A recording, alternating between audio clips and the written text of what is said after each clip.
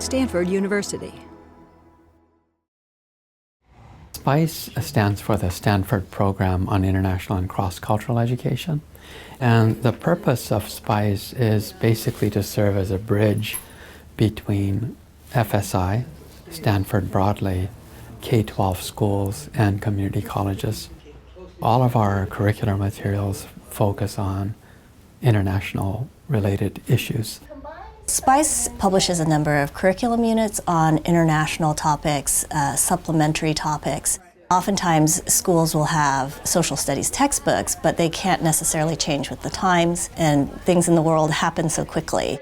The curricular materials reflect Stanford scholarship, such as humanitarian intervention, international conflict, but also looks at specific countries and topics like, for example, Korean economic development, the atomic bombing of Japan during World War II.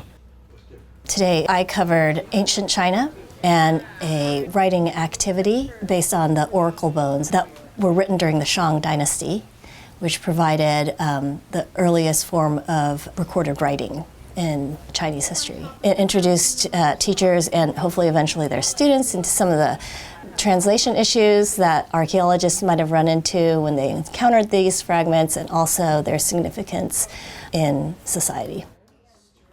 The actual roots of SPICE date back to 1973. President Richard Nixon, following his visit to China in 1972, prompted scholars to think about teacher needs at the K-12 level. Stanford has so many amazing scholars with such a wealth of knowledge.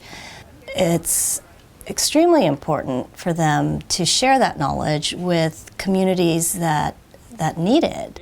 Sharing knowledge and sharing their expertise is really a way to make change at a very fundamental level. What was the point of being the gluer?